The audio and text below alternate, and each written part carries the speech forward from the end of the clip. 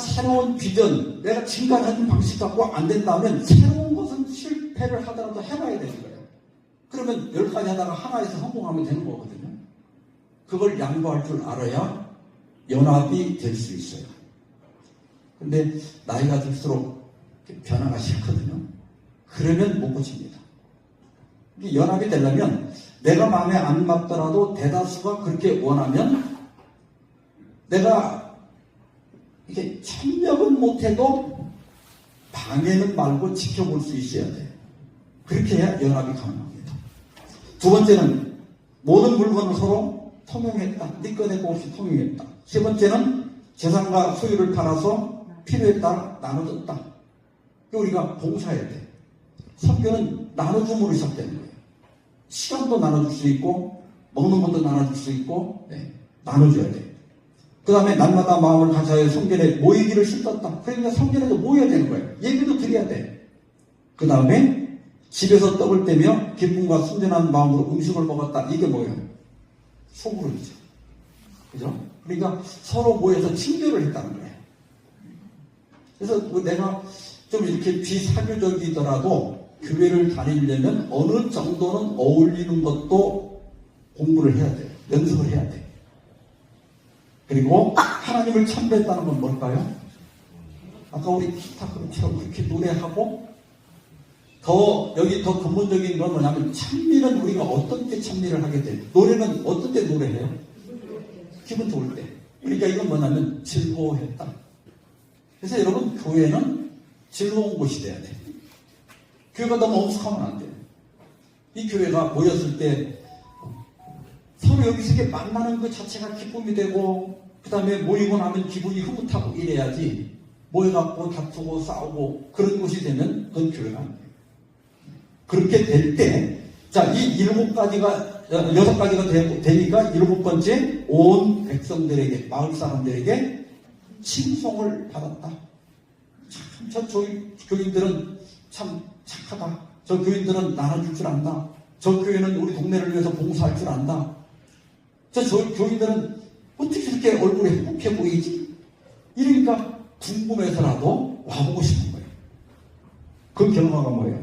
주께서 구원받는 사람을 날마다 더하게 하시니라. 이게 초대교회 성당의 비결입니다. 그래서 교중은 3권 381페이지입니다. 그리스도의 교회의 사명은 멸망에 가는 죄인들을 구원하는 것이다. 그 사명은 사람들에게 하나님의 사랑을 알려주고 그 사랑의 효력을 통하여 그들을 그리스도께로 인도하는 것이다. 이 시대를 위한 진리는 지상의 어두운 구석까지 전파되어야 한다. 이 일은 가정에서부터 시작될 수 있다. 교회의 사명은 멸망에 가는 죄인들을 구원하는 것인데 그 구원하는 방법이 뭐냐면 하나님의 사랑의 효력을 통해서. 그러니까 전도는 사랑으로만 가능하다. 그런데 여기에 여러분 전도해 보니까 제일 전도하기 어려운 사람이 누구예요? 우리 남편, 우리 아내, 우리 자녀들이에요. 근데 내일 그 문제는 제가 자세히 말씀드릴 거예요. 그 비결도 어디에 있는가 하면 사랑의 효력이에요. 제가 일선에 목회할 때 이제 집사님 남편이 교회는 안 다녀요. 그런데 그 부인을 어떤 때 식사 당번하거나 그러면 이렇게 그 반찬을 교회 가지고 와야 되잖아요. 그 다 실어가지고 그런 걸 해. 근데 교회는 안 와요. 그래서 제가 이제 방문 가가지고 그분하고 이제 친해져가지고 얘기하면서 이제 이 정도 되셨으면 이제 교회 나오셔야 되지 않겠어요? 그랬더니 목사님 교회 가면 뭐합니까? 내가 우리 집사람하고 나하고 다른 게 하나도 없대. 교회 가는 것만 나하고 다르고 승부도 똑같이 내고 그러니까 나하고 또 맨날 싸운대. 우리 집사람이 교회 다녀갖고 나하고 다른 게 하나도 없대.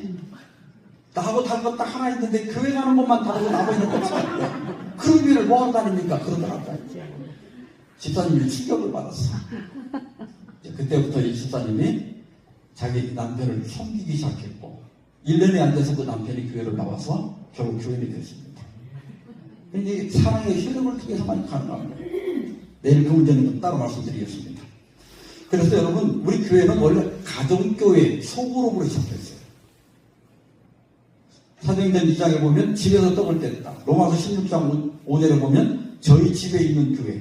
고린도전서에도 그 집에 있는 교회. 골로새서에도 그 여자의 집에 있는 교회. 빌레몬서에도 내 집에 있는 교회. 원래는 가정에서부터 교회가 시작됐어요. 다시 말하면 소그룹으로 시작된 거예요. 자, 우리 재림교회도 소그룹으로 시작됐습니다. 이것을 영어로 소셜 미팅이라고 그러는데 우리가 번역할 때는 영적, 그냥 친교 모임이 아니라 영적 친교 모임. 신앙적 모임이기 때문에 영적이라는 걸 붙인 거예요. 원래 재림교회 영적 친교 모임은 감리교회 속회에서 발전했다. 감리교회는 속회라고 그러죠. 영어로는 클래스 미팅이에요. 그러니까 우리는 막 클래스 하면 일반, 이방할 때 그 반이죠. 이게 소그룹 모임, 이게 반으로 나눠진 모임에서 시작된 거예요. 이것이 뭘로 됐든, 속회가 됐든, 구역반이 됐든, 뭐 요새 목장이 됐든, 소그룹이 됐든 다 같은 의미예요, 사실은. 현재 일방적인 설교 중심의 예배가 아니라 매우 상호작용적이었다. 오늘은 제가 교육 시간이기 때문에 제가 혼자 이렇게 합니다만은, 원래는 이렇게 목사가 나와서 혼자 설교를 하는 게 아니라, 그 당시에는 목사가 거의 없었어요. 우리 교회가 조직될 때 3,500명이었거든요. 교회 조직을 할 때. 근데 목사는 30명밖에 없었어요. 그러니까 교회를 대부분 목사가 이끌어가는 것이 아니라 평신도들이 이끌어갔어요. 그러다 보니까 앞에 나가서 설교할 수 있는 사람이 없어. 자격을 가진 사람이.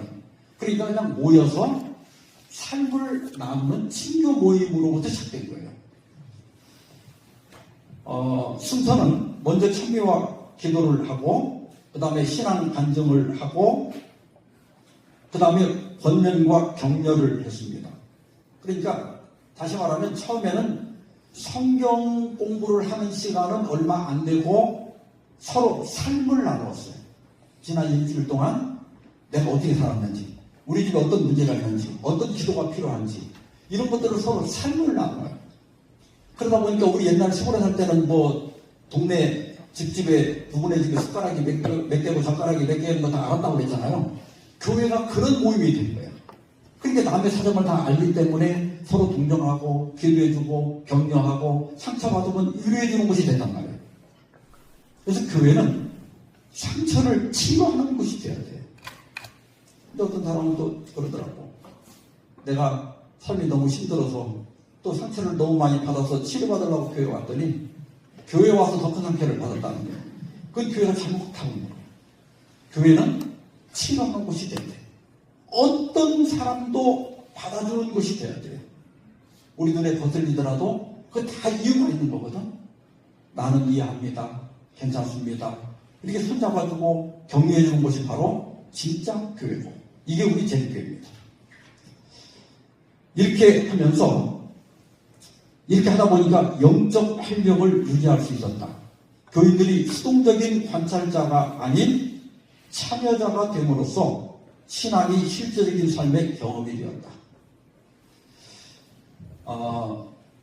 이게 교회를, 우리가 이 교회 갈 때, 내가 어렸을 때 보통 옛날에는 뭐 이렇게 많이 당해서 그랬나. 생일도, 자, 오늘 생일 맞으신 분 이렇게 안 하고 뭐라고 그랬지, 옛날에는? 생일을 당했다. 그리고 교회를 가는 것도 뭐라고 하면 오늘 예배 보러 간다 그랬어요. 예배를 보러 가. 이게 대부분 구경 보러 오는 거예요. 앉아서 특상은 잘하나, 기도는 잘했나, 목사님 설교는 잘하나, 구경하고 가는 거예요. 그러니까 저 뒤에 문이 안쪽으로 열렸다, 바깥으로 열렸다는 것처럼 교인도 그냥 들어왔다, 나갔다 했지, 교회 와서 한마디도 안 하고 가는 거예요. 그냥 구경하다 가는 거예요. 지금 그렇게 교회가 변질됐지만 원래는 아니었다는 거예요. 교인들이 모두 예배에 참여자가 되었다. 그리고 공동체 결속입니다. 서로의 아픔과 기쁨을 공유하며 강력한 형제를 형성했다. 여섯 번째, 평신도 지도력 양성입니다.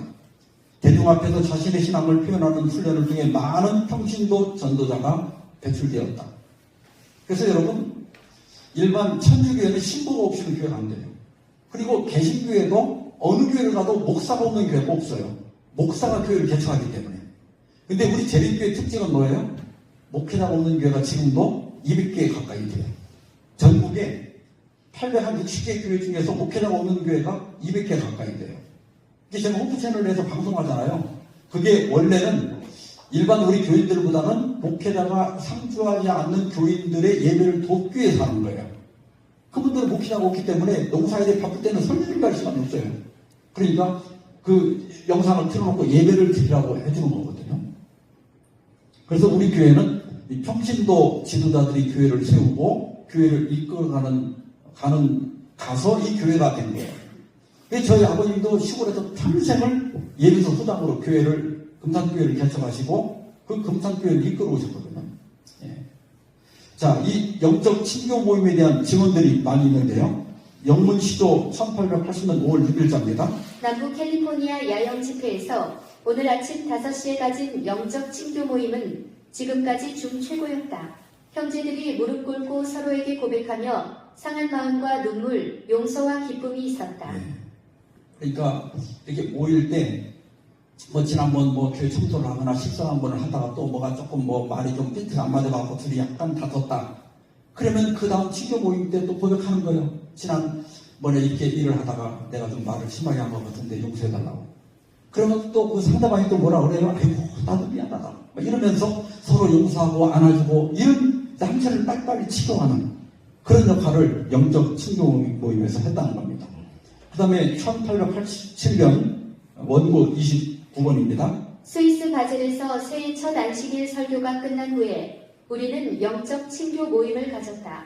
많은 간증이 있었고 눈물로 흠뻑 젖은 고백들이 이어졌다. 유익한 모임이었다. 예. 그래서 어떤 때는 속으로 하고 어떤 때는 전체가 모임 앞에서 한 명씩 나와가지고 짧게 2, 3분씩 자기 감정을 하고 이런 시간들을 가졌다는 겁니다. 지금 현직 목사인데요. 캐나다 사병전 교회 우리 재림교회입니다. 게리 멜론 목사님이 한 말씀인데요. 한번 봅시다. 사도시대와 마찬가지로 성경적인 친교 모임을 지속적으로 시행한 결과 이 작은 재림 신자 무리는 기하급수적으로 성장하여 오늘날 우리가 알고 있는 제7일 안식일 예수재림교회로 발전하게 되었습니다. 통계 자료에 따르면 1870년부터 1900년까지 교인 수가 433% 증가했습니다. 다시 말해 모든 교인이 매년 4명씩 그리스도께 인도한 겁니다. 예. 그러니까 우리 재림교회가 초기에 급속도로 발전해서 부흥해서 지금 단일 교단으로는 우리가 2,300만 명이 넘어갔거든요. 단일 교단으로는 세계 4번째 교단입니다. 그리고 전 세계적으로 200나라 이상 복음을 전한 교회는 카톨릭 교회하고 우리밖에 없어요. 보통은 다 150 혹은 100나라 미만입니다. 이렇게 할 수 있었던 그 폭발적인 힘이 어디서 나왔는가 하면 영적 친교 모임에서 나왔다. 소그룹 활동에서 나왔다고 하는 겁니다. 자, 그런데